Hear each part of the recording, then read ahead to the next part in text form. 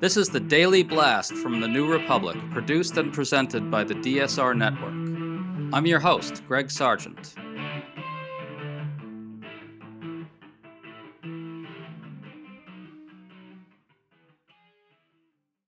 Republicans are growing increasingly frustrated with Donald Trump's war with Iran. 3 GOP senators just voted with Democrats to stop the war, and numerous news accounts report that GOP cracks are growing. This comes as an extraordinary New York Times expose shows that Trump's war has been substantially less successful than he and Pete Hegseth have claimed. Meanwhile, Republicans are running away from Trump's bizarre tirade yesterday, in which he admitted he isn't concerned with how inflation from the war is impacting ordinary Americans. Here's the bottom line. All signs are that this will get substantially worse politically for Trump and the Republicans. So we're checking in with Nicholas Grossman, a professor of international relations who has a new piece for MS Now, arguing that the economic fallout from the war is only just beginning. Thanks for coming on, Nick. Hi, thanks for having me. Great to be here. So let's start with the news from the U.S. Senate. 3 Republicans joined with Democrats to support a resolution that would end the war in keeping with the War Powers Act, which requires a congressional vote after 60 days have passed. The 3 senators are Susan Collins, Lisa Murkowski, and Rand Paul. As Politico reports, there's new frustration and deepening divisions among Republicans over this. Nick, what's your reaction to all that? I'm not surprised that some of them are starting to move away from it because the economic liabilities and associated political liabilities are rising. The senator who ended up making the vote fail was John Fetterman of Pennsylvania, which is unfortunate. So it was a 50-49 vote. If he had gone the other way, it would have passed. But also the War Powers Act, the way that they're acting now is a sign of America's democratic backsliding, of shifting power towards the executive branch. And this actually happened in Trump's first term because the way the War Powers Act is supposed to work is the president is allowed to use force in an emergency or in self-defense without Congress's permission. And then if he doesn't get congressional permission in 60 days, it automatically ends. And what happened in Trump's first term is when the U.S. was supporting Saudi Arabia's campaign against Yemen, against the Houthis, and doing things like mid-air refueling, so actually directly involved, not just, sending weapons. But the Senate passed the resolution saying that Trump had to stop that. He vetoed it, which is not supposed to be the way it's supposed to go. And then there were enough MAGA loyalists in Congress to prevent a veto override. So already the War Powers Act is not really acting like it's supposed to. But now when we have Congress trying to assert itself, I think that that would be a positive thing. More of this power is supposed to be in Congress. And it would be positive if they can get a resolution saying that we assert our power under the War Powers Act. I don't know if Trump would listen, but even so, it would be a good step. Well, it would be a good thing, but it doesn't look like it's going to happen anytime soon. Trump, meanwhile, is very rattled by any hint that the war isn't going as well as he's claimed. He erupted on Truth Social saying this, quote, "When the fake news says that the Iranian enemy is doing well militarily against us, it's virtual treason." Trump continued that the media is aiding and abetting the enemy, and he called the media American cowards that are rooting against our country. He called them losers, ingrates, and fools. You know, Nick, it's going to be harder for Trump to continue claiming that anyone who questions his war is a traitor when even Republican senators are now doing so, right? It makes it more politically difficult, and also just the objective reality of it makes it really difficult because Trump seems to be approaching the war as if the goal is to get the U.S. media to speak positively of it or to successfully lie to the American people, as if lying to the American people is his most important foreign policy goal, whereas the realities of the war are going to continue whether or not he gets the U.S. media to say differently. So Iran has weapons. They are able to fire them to block the Strait of Hormuz. That is creating massive shortages in things like oil and gas and fertilizer and other essentials. Those will damage the economy. It doesn't matter what Trump is able to bully the media into doing. And yet it seems like that's his priority, as if he can somehow, virtual treason is such a great term for it, as if this is all a virtual reality, a reality show, whereas it's clearly not real treason. But if he can shape the narrative, it's not going to make the situation better. Well, it's a sign of political desperation. He knows it's going badly, and his only hope is for the media to stop informing the American people of it. Yeah, that shows a desperation about the politics because the facts of the war are just so bad. Not only that, the tweet looks even more ridiculous when you consider this New York Times report, which used leaks from senior officials to demonstrate that Iran has access to nearly all the 33 missile sites it maintains along the Strait of Hormuz. The Times reported also that Iran has 70% of its pre war missile stockpile. Nick, this is a disaster. I've made this point on here before, but in addition to the content of the leaks, which is bad enough, it's also devastating for Trump that top officials are doing the leaking of this kind of thing because it shows that there's really serious dissent inside the administration about how this is all going. What do you make of all that?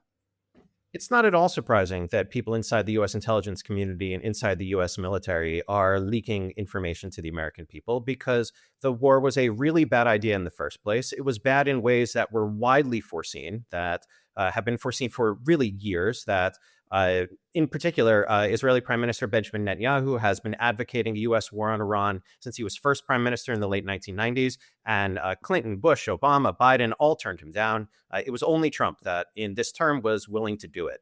And in doing so, was not really articulating any type of strategic goal. He moved around so many times and he eventually settled on something that was pretty small, which was degrading Iran's missile program and degraded that they would have fewer missiles. And even that is not any sort of strategic victory. All it would do was, at absolute best, set them back where they would then have greater incentive to build up weapons and to possibly go for a nuclear weapon and to build up their missile stocks. And now we find, not too surprisingly either, that it's not true. And that's because Iran has been, and I'm very frustrated by this, but Iran has been fighting a lot smarter than the United States. In the beginning, they, under the American and Israeli assault, they reduced the amount of launches that they were doing. They more or less turtled and kept a lot of their capabilities in reserve so that they could do things like continue to block the Strait of Hormuz, as they did when the US briefly tried that failed attempt that they called Project Freedom to get ships through it. And it's not working. And that's because Iran retains its military capabilities. And it's because they prepared to fight the United States, where it looks like the Trump administration prepared to do something quick and easy and get praise for it. And that situation in Iran was always much more difficult than they appreciated.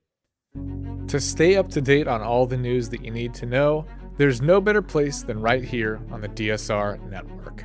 And there's no better way to enjoy the DSR network than by becoming a member. Members enjoy an ad-free listening experience, access to our Discord community, exclusive content, early episode access, and more. Use code DSR26 for a 25% off discount on sign-up at thedsrnetwork.com. That's code DSR26 at thedsrnetwork.com/buy. Thank you, and enjoy the show.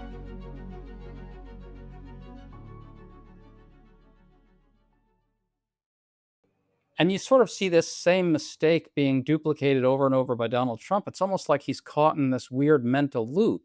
He just keeps tweeting over and over, if Iran doesn't do what I say, then the bombing will really start. And it's a little hard to keep escalating that. We're sort of treated to the comic spectacle. I guess comic isn't quite the right word for it, but the spectacle of Donald Trump threatening to obliterate Iranian civilization entirely, which would kill 90 million people. And then when that didn't bully Iran into opening the Strait of Hormuz, he said, well, I'll tell you what, the bombing is going to really start. Like, how can you actually top obliterating Iranian civilization? You can't. And so you can sort of see that we're trapped in this funhouse where Donald Trump won't learn the lesson that force by itself can't solve the problem, right?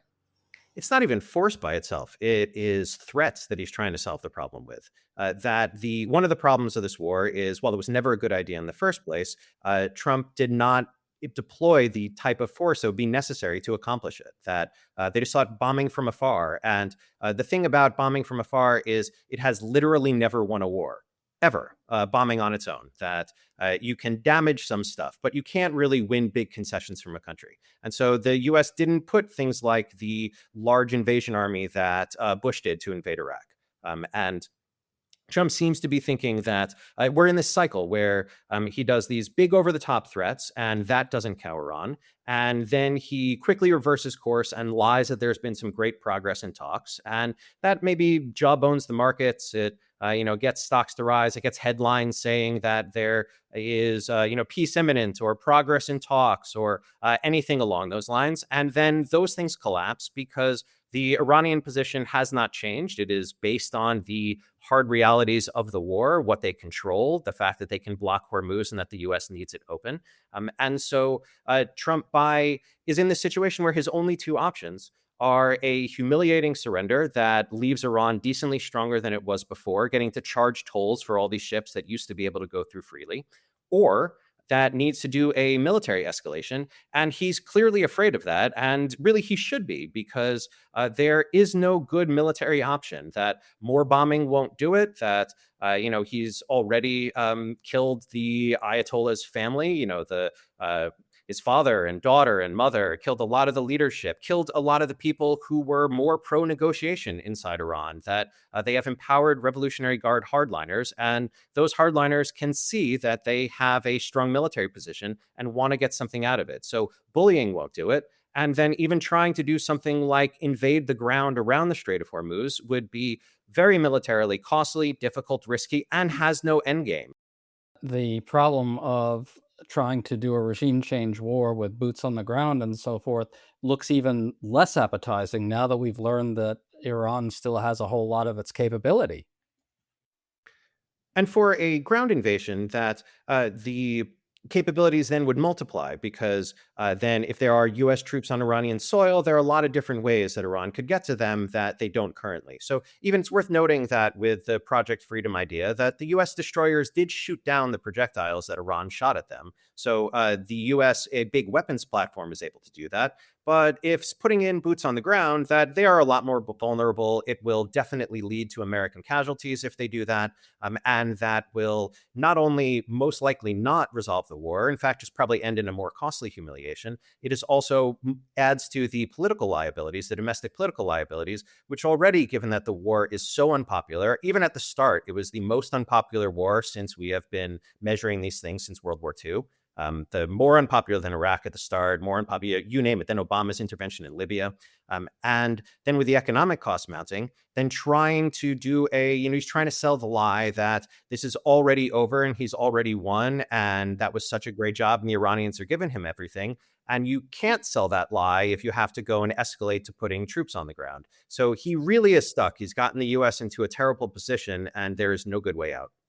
Republicans also have an additional problem here. On Monday, as everyone has heard by now, Trump admitted that he doesn't think about the economic impact of his war on Americans at all when thinking about the situation. Let's listen to how Republicans tried to spin their way out of this. Here's J.D. Vance. Do you agree with the president's position that Americans' financial situations should not be a consideration in that decision-making process? Well, I don't think the president said that. I think that's a misrepresentation of what the president said. But look, I agree with the president that Iran should not have a nuclear weapon. Here's Mike Johnson. I don't know the context in which he made that comment, but I can tell you the president thinks about Americans' financial situations. I talk to him on average twice a day, sometimes 3 or 4 times a day. Here's Senator Roger Marshall. I would have to find out the context of it. I'm sorry. Here's Senator Cynthia Loomis. Did he say that? Yeah. I don't have a comment about that, mostly because I think he actually does care. Nick, I gotta say, a lot of them are claiming they don't know the context, but the context is not exonerating in the least, is it? No. And, it's a very typical Republican move to pretend that they haven't heard what he said or that they don't understand the context as a way to try to duck being tied to it or some responsibility for it. But the weird thing about this one is, while I think it is almost certain that Trump personally does not care about the finances of the American people, except in a way that it might be a political liability for him, which of course he thinks then he could lie his way through and just say it's great, and that it's not an issue. But I think that one's actually tied up in his understanding of and misunderstanding of negotiations and why he was berating the media, so that Iran's leverage over the United States comes from the economic damage that it's causing. And now when asked effectively, so does Iran have leverage over you because of all this economic damage, very quickly defaults to, no, I don't think about that. I don't care about it. But in the process, it's also probably revealing some of his personal beliefs and looking absolutely terrible politically, given that the prices are rising in various ways. Gas prices is for one of the only times in history a gas price rise is directly the fault of the president and is very easy to understand as the fault of the president. And that statement from Trump seems like it is tailor-made for Democratic ads. Okay, Nick, so what do you predict is going to happen in the end here? It sure looks like Donald Trump is going to have to accept something soon enough. We're stuck in this dynamic where he only is willing to accept something that looks like he's pulled off this world historically stupendous accomplishment, and yet at the same time he can't actually get such an accomplishment out of the situation. So he just keeps lying his way through it and bluffing his way through it. But at some point, he's going to have to accept some sort of deal with Iran, right? What does that look like potentially? And how bad does the economic situation get in the United States in the long run after that? So he'll probably have to accept something at some point, although he always could try for a military gamble to try to attack them more, to either follow through on some of these threats, or who knows, escalate all the way to a ground invasion. That I find it almost impossible to try to predict which one of those he's going to do. But what I can tell you is that the pressure is mounting. So this is a hard calendar. It is not something you can lie your way through. It can't be bullshitted away. That the ships that came out of the Strait of Hormuz have reached their destinations. They have unloaded. The result then now is kind of like a shell game where companies and countries are drawing down on their reserves, and they're able to keep the price of oil from spiking and to keep some of the commodities flowing. But that is going to run out, and in not that long. A lot of the oil analysts I read seem to think it is probably sometime in June where those resources are being depleted, that they're being drained, the storage at a fastest rate in history. And all of this adds up to a oil shock that is larger than the one in 1973 when OPEC put the United States under an oil embargo in response to the US supporting Israel in the 1973 Yom Kippur War. And that set off a recession that lasted over a year. It saw big stock market declines, although interestingly, the stock market didn't really decline until after that embargo was lifted. And so what that suggests is that a lot of these things are being strung along for now.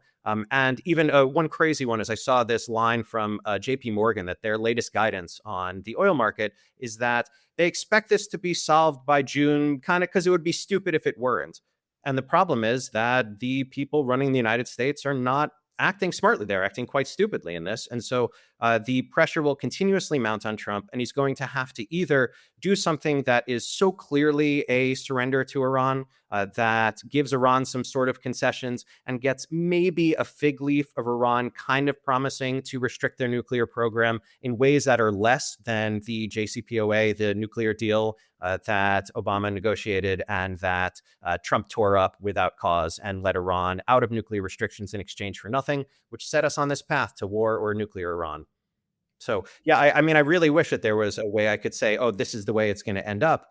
But it's just a terrible position. There's no way out. And he doesn't seem like somebody who is willing to accept something that will be so widely acknowledged as a loss that cannot be spun away.